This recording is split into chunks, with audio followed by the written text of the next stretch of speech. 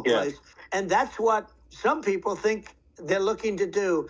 And we have no leadership. There's no respect for the United States of America with these people. And I'm telling you, Yeah. she'll be worse than him because she's a believer Yeah, no, in I being think you're right. radical left, and he wasn't. I think you're right. I mean, it really it's important for the public that may be listening to this to look at Kamala's track record, before the last month, and say, is that a track record you agree with? And I think if you're an independent moderate, you definitely would not agree with it, because it is her behavior has been far left, and we're seeing just an overnight propaganda attempt to rewrite history and make it sound like Kamala's moderate when she in fact is not moderate. Well, her running mate signed into legislation, tampons in boys' bathrooms. Okay, now that's all I have to hear.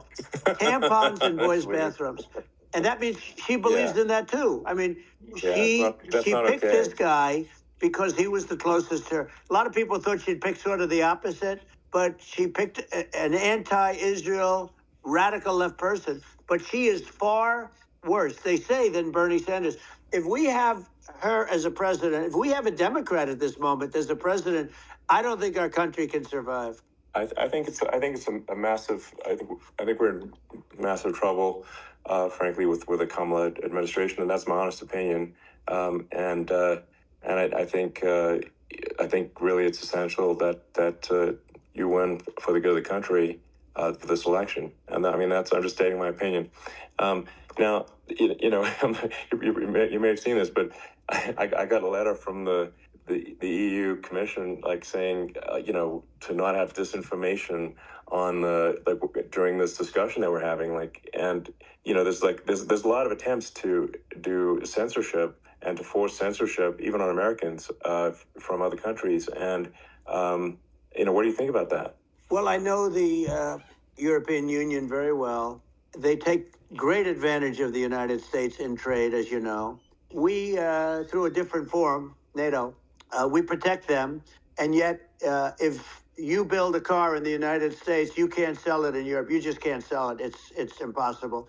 The same thing with our farmers. Our farmers find it very difficult to do business. We have a deficit with them of $250 billion, which people don't know. It sounds so nice, the European Union, but let me tell you, they're not as tough as China, but they're bad. And I let them know it. And that's probably why they notified you. No, they don't treat our country well. We defend them, with Ukraine. So we're in for 250 billion, and they're in for about 71 billion, and they have the same size. If you add up the European nations that, in terms of an economy, it's about the same size when you say as us. And they're in, and they're in much greater risk. They're right there. We have an ocean separating us from, in this case, the enemy would be Russia. It used to be for the Soviet Union, but let's assume they're close enough. And what happens is they're in for 70-something million. I think even less than that, billion. And we're in for about 250 billion, and it could be a lot higher than that. And I say, why aren't you going to equalize? Why aren't they paying what we're paying?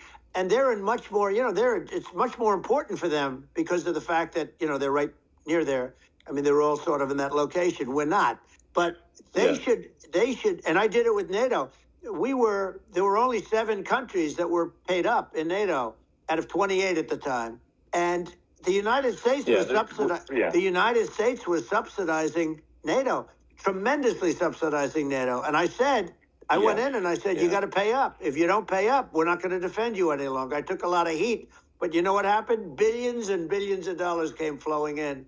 And I think a lot of the public isn't aware of the fact that the United States pays a disproportionate share of the NATO expenses. And then we get taken advantage of on trade. So think about it. Yeah, well, I mean, the point of NATO is defending Europe, and it's it's like, then okay, well, why is the United States paying disproportionately more to defend Europe than Europe? That doesn't make sense. That's unfair, and that is an appropriate thing to address. Well, when you talk about cost cutting and savings and everything else, I mean, honestly, look, there's nobody that feels worse about the Ukraine situation than I do, because I know it would have never happened. I know Zelensky. He was very honorable to me, because when they went with the Russia hoax, and they said I had a phone call with him. He said it was a perfect phone call. It was a great phone call. He could have grandstanded and said, "Oh, he was very threatening." He said, "No, it was a very nice phone call." I called him up to congratulate him on his win, and you end up getting impeached because these people are lunatics. I was talking about the difference from the people within and the enemies on the outside. In many cases, the people from within are more dangerous for our country than the Russians and the Chinas. If you have a smart president, you're not going to have a problem with them. You're going to do things. Yeah. Now they've taken advantage of absolutely. us incredibly, but you're going to do things with the right person. Yeah, well, I think it's obvious that you're a believer and an advocate of free speech, because during your first term as president, you were attacked relentlessly every day, often very unfairly with with false attacks, and you didn't try to shut down the media. You didn't try to inhibit their freedom of speech, and I think that says a lot. Well, the good thing is that you and I have, and some people, very few, we can get the word out. Although sometimes it's hard because they don't want to print it, like we're having a great conversation right now. Kamala wouldn't have this conversation. She can't because she's not smart. She's not a smart person, by the way. She can't have this conversation. And Biden, we don't even have to talk about it. I mean, he couldn't have this conversation. He would have given up on the first half of a question. He would have walked out. He would have said, "Where am I? Where am I going?" So anyway, but no, he wouldn't have this. That's true. Not a lot of people would have this conversation, but we cover a lot of territory. But the beauty is that we can have a conversation, and I'm able to get it out without, because I get treated unfairly. This is a really big point. You can actually have a conversation with you. Yeah, it's nice, isn't it? And you can't have a conversation with Biden or Kamala. It's like it's not possible. That's this is like talking to an NPC. No. So it's just impossible. Well, but think of it. We need a man or person who's unbelievably sharp in order to stop all the nuclear danger and all the dangers that I'm talking about. And I got along with all these. I got along with Kim Jong-un. We had dinner. We had everything. And he really liked me, and I got along with him really well. By the way, he's the absolute boss over there. A lot of people said, "Oh, do you think he really?" That's for Let sure. me tell you, I saw things that you don't want to know about. He is the boss. But we had a good relationship, and he doesn't like Biden. He considers him a stupid man, he said. He's a stupid man. Well, at least he speaks his mind. But, in this country, you're not sort of allowed to say it, but I guess you are. You should be allowed to say it if it's true. But we need smart people, and we need people that have an ability to lead. And she doesn't have that ability. Can you imagine? Now, Chairman Xi very well. Can you imagine her and him negotiating or even standing together? It is, the whole concept is ridiculous. She is terrible. She's terrible. But she's getting a free ride. I saw a picture of her on Time Magazine today. She looks like the most beautiful actress ever to live. It was a drawing, and actually, she looked very much like our great first lady, Melania. She didn't look like Camilla. That's right. But of course, she's a beautiful woman, so we'll leave it at that, right? Yeah. Well, maybe I think part of what people in America want to feel excited and inspired about the future. They want to feel like the future is going to be better than the past. And that America is going to do things that are greater than we've done in the past, reach new heights that make you proud to be an American and excited about the future. They want the American dream back. They want the American dream back. More important than anything else, it's like you don't have that today because the people, they've been just sucked. They see incompetent people running our. The Biden thing is very interesting. People just found him to be incompetent. And when I debated him, I was like, "Is this for real?" It was. Yeah, it was just absurd. But I think there are some grand projects that we could do. I mean, I think we could build a base on the moon. We could send American astronauts to Mars. We could build high speed connections that are more advanced than anything else in the world between our cities, so people have fast transport. It's possible to solve traffic with tunnels. We've already made great progress in Vegas doing that, and and just do things that are exciting and inspiring and make the future feel like it's better than the past. Well, I saw what you did in Vegas, and I'll tell you, it was amazing. I got to see. I took a big glimpse at it, and it's incredible. It's incredible, and you could do that all over. It's It's deep. Yeah, You don't even need much structure, assuming you're in the right area. no, it's straightforward. It's amazing. So I think we could do some things that like China's got incredible high speed rail between its cities, but I think it's actually possible with tunnels if with deregulation with an ability to actually where it's like legal to actually do the tunnels. Then you could have high speed tunnels that are actually better than anything else in the world for high speed transport between cities, and that would be something that Americans can say, "Wow, okay, we've got something that's cooler than anyone else in the world." That's the kind of thing that makes you proud to be an American. And much safer than surface trains, where there is a danger there. With people, with crazy people, it's much safer, much better. And it's sad because I've seen some of the greatest trains. I find it fascinating, and I've seen the systems and how they work, and the bullet trains they call them, I guess.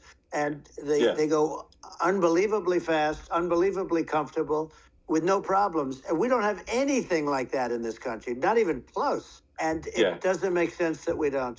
Doesn't make sense. Yeah, I think also like there's I'm kind of hopping on the excess regulation, but I think something that like I think people can generally understand is that what happens with laws and regulations is that there's more and more of them every year, and unless there's a process to clean them up, eventually everything becomes illegal, and that actually it slows down the development of new technologies. I mean, if you take sort of like I think there's room for some reform at the FDA for improving the speed with which we approve drugs that could help save lives and improve people's lives. And I worked very hard on that. We got that down to the lowest number ever, and we got therapeutics approved in the FDA that people can't even believe the speed. But I took them on. I don't think they like me too much, but I got things approved in the FDA at numbers that they wouldn't believe. And it's a very bureaucratic group. Actually, it's a fine group of people in many cases. I got to know a lot of them, but I was pushing them really hard for Regeneron, for so many different things that were really pretty amazing. But the FDA takes too long. It's 12 years to get a product approved. I got it down to 4, and I got some things done very quickly. But it's really something that is going to have to be worked on because it takes too long. Just takes too long. Yeah, it just takes too long, and it's you end up in the same with the approval, but it just it takes years instead of something that I think could potentially take months, and that improves people's lives. I think I just wanted to sort of hop on this point that like there has to be an active process for reducing rules and regulations, because otherwise they just keep building up every year, and you get like hardening of the arteries, and eventually everything's illegal or takes forever, and then we just ossify as a society. We can't make any progress, and it's a really big deal. Elon, just getting back to the FDA for 1 second, I got something done called Right to Try.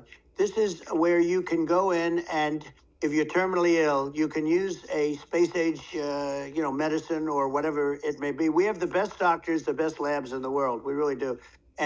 But people would go to other countries because you couldn't use the product, even if they thought it worked, because it's going through the FDA. I got it approved where you can, you basically, look, nobody wanted, the doctors didn't want it because of the liability. The country didn't want it, our country, because they didn't want to get sued. These are people terminally ill. The insurance companies didn't want it, and the pharmaceutical companies, nobody wanted it. I got everybody into a room, and we came up with an agreement that you won't get sued. And also, they didn't want it on their record. If somebody's terminally ill and they die after taking a drug, they didn't want that on their record. So we set a separate list if somebody was, so it wouldn't count as a negative. Okay. And as you know, we got it done. We have saved Right to Try. They've been trying to get this done for 58 years, and it sounds simple, but it wasn't, because the insurance companies, nobody wanted it, but we got it done. Somebody you sign a document that you're not going to sue the insurance companies, the country, you're not going to sue anybody. And we got it done, and we're saving tens of thousands of lives. Right to Try. Hopefully you never need it, but if you do, you don't have to travel to Asia. People, if they had money, they go to Asia, they go to Europe. If they don't have money, they go home and die. That's what happened. They'd go home and die.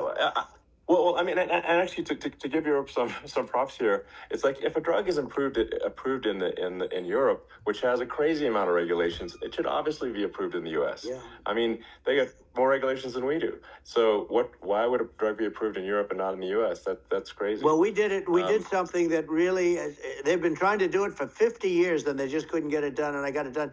And it's really something. But you're right. Some people go to Europe because a drug isn't approved here, but it's approved in Europe, and it's a drug that, generally speaking, would work. It's pretty crazy. Absolutely. You're right. And I think so long as people are properly informed of the pros and cons, and like these are the risks, these are this is the risk, and like you make your own decision. Yeah. That makes sense. Well, I think just, know, in sort of closing up, and by the way, I'm looking at the numbers. You got a lot of people listening.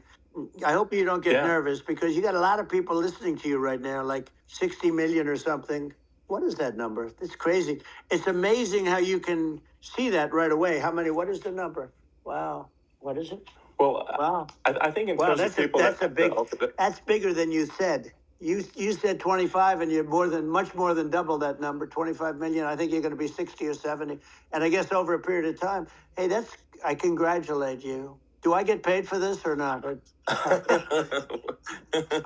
Well, I think actually in terms of the number of people that will hear this conversation over the next few days to weeks, it's going to be hundreds. That's what they say. Yeah, that's good. Well, look, it's an honor.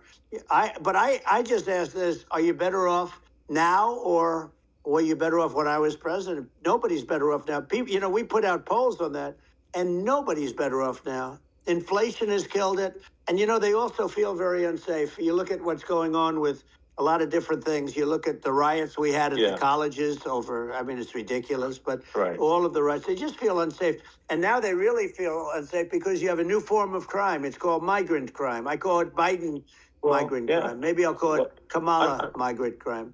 But with all these things, I always try to get to the ground truth by just asking people. And my mom lives in New York, and I was like, Mom, have any of your friends, been attacked or assaulted? And she said, yeah, 3 of her friends in 3 separate incidents were assaulted just in recent months, just walking around the streets of New York. And I said, well, what happened to the people that assaulted them? Oh, nothing. They got away. Like, and they just know they always get away. Nothing's going to.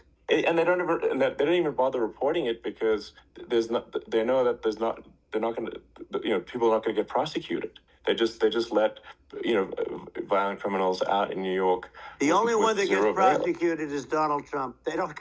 They prosecute Trump. Yeah, I mean, it's just obviously messed up. Oh, it's terrible. If violent criminals are getting off scot-free, and meanwhile the New York spending massive resources prosecuting you. And it's like, what's this, and I think the sort of sensible public looks at this and says, well, what the heck's going on here? This is obviously abuse of the legal system. The legal system is supposed to be protecting the public from violent criminals, and it should be obviously allowing the public to make their own decision about who should be president, as opposed to, some, legal case. Once they start this precedent, because this can go on with the next one, I mean, this is a very bad precedent, what they're doing in terms of, going after their political opponent. And that's all it is. It's going after their political opponent. And then you get a judge who's, a strong Democrat, and I'm being nice when I say that, in many cases, crooked as hell.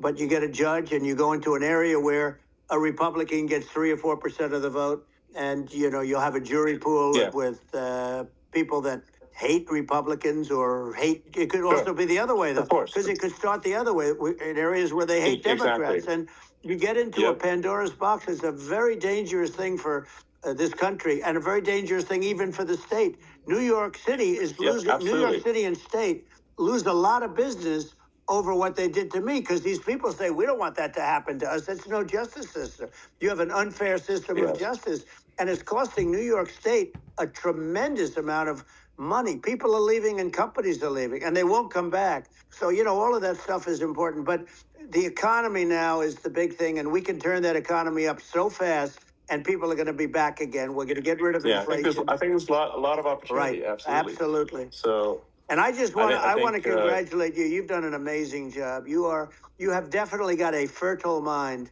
You know, we can talk. You and I can talk about rockets. Well, it's kind of you to say. Thank you. Tunnels. We can talk about tunnels and rockets and electric cars. So many things. And now you're into the AI, and that's going to be another beauty, I'll say. So it's an amazing thing you've done, Elon.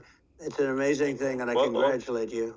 I mean, thank you. And well, I mean, I just to say here, here's to an exciting, inspiring future that people can look forward to and be optimistic and excited about what happens next. And that's the kind of future that I think you will bring as president. And that's why I endorse you. Well, I appreciate that. That endorsement meant a lot to me. Not all endorsements mean that much, to be honest. Your endorsement meant a lot. And, we have a phrase, make America great again. It's pretty simple, but it really says that we want to make America great again. And we can do it. We can do it now. But if we were going to suffer another 4 years like we've suffered for the last 4 years, I'm not sure the country can ever come back. That's how bad it is. It's so bad. We have to do a lot of things. I think that's a very real risk. Yeah, it's a big risk. It's a very real risk. Yeah. And it's, I'd just like to note to people listening, like, I've not been very political before. And if you look at my record, I've actually been, I'm not like, some they try to paint me as like a far right guy, which is absurd because I'm like making electric vehicles and, solar and batteries, helping with the environment. And I actually, I supported Obama. I stood in line for 6 hours to shake Obama's hand when he was running for president. And, so it's not like I'm like some sort of dyed-in-the-wool long-term Republican. I call myself, historically a moderate Democrat. But now I feel like we're really at a critical juncture for the country. I think a lot of people thought, the Biden administration would be a moderate administration, but it's not. And obviously, we were just going to see an even further left administration with Kamala. That's my honest opinion. I mean, her dad is literally. She was brought up as an actual. Her dad is a Marxist economist. You can Google it. I mean, it's not we're not making this up. That's how she was brought up. So, and we want to have a future that is prosperous. And I think we're just at this critical juncture. And I think this is a case of the America is kind of at a fork in the road, and true. And I think it will take the path to, like, you are the path to prosperity, and I think Kamala is the opposite. Then that's my honest opinion. I'm gonna get attacked like crazy, and I've also experienced quite a bit of lawfare myself. But I'm just trying to tell people my honest opinion, and I haven't been really active in politics before. And I'm just trying to point out that my track record historically has been moderate, if not moderate, slightly left. And so this is to people out there who are in the moderate camp to say, I think you should support Donald Trump for president. And I think it's actually a very important junction in the road, and we're in deep trouble if it goes the other way. Well, I want to thank you. And, I actually always did think of you as somewhat left. I must say that. So it's even more of an honor to have your endorsement. I know how strong you feel about it.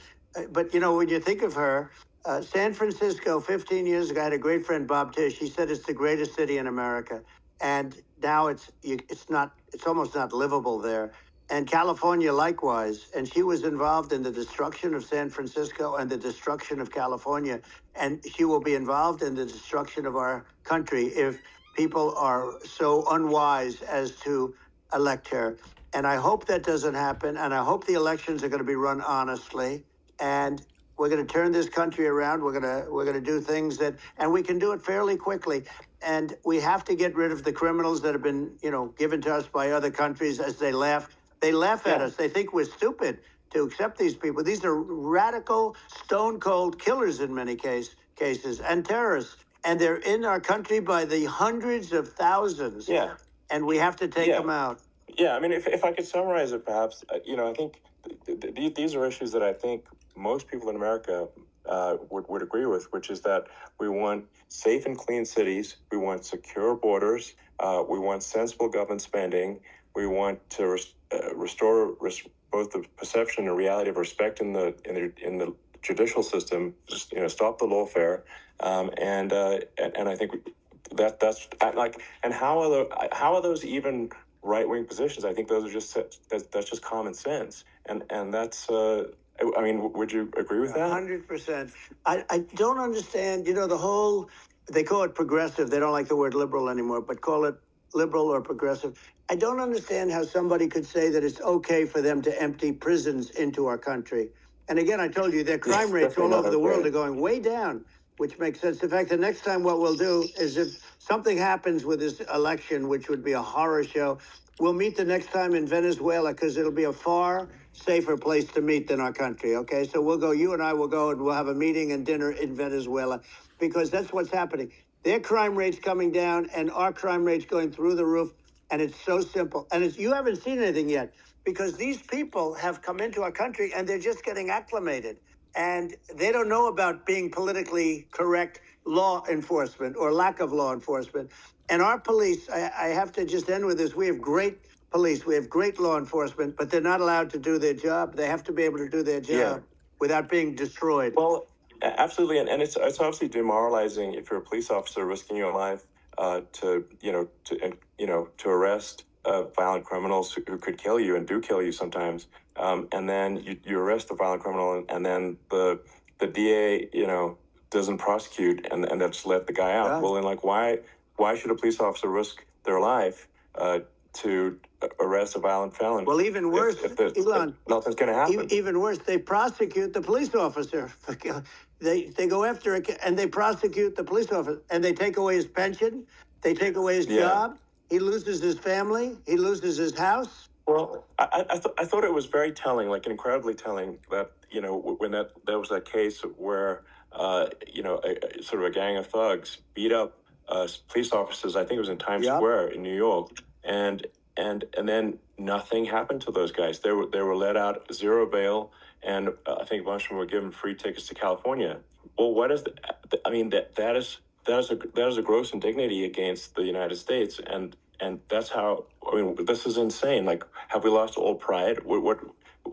How can such a thing be allowed to occur? I've never seen anything. We see where they get shot. It's a very dangerous profession, but it's something they're very proud of, and they want to be able to do their job. But I've seen them get shot. I've seen a lot of things. But I've never seen where these guys are standing in the middle of a big street, everybody watching them, and they're literally boxing, like punching, stand-up fighting a police officer. There were two of them, and yet about six of these guys, and they're punching the hell out of them. And in their own country, they would be dead if they did that. They'd be shot. They would be shot instantly. And, they come from these countries, and it's taking them a while to realize that we don't do that in this country. But in their own country, if they stood on a street and had a fight with a police officer, they would be shot. There's no political correctness. And it's such a sad, it's such a sad thing to see. And that's the reason you have crime, by the way, because we don't do anything about it. Yeah, we just cannot have a situation where our police officers are beaten up on camera by a gang of illegal immigrants, and then nothing happens to the guys that beat up the cops. I mean, and they're let out.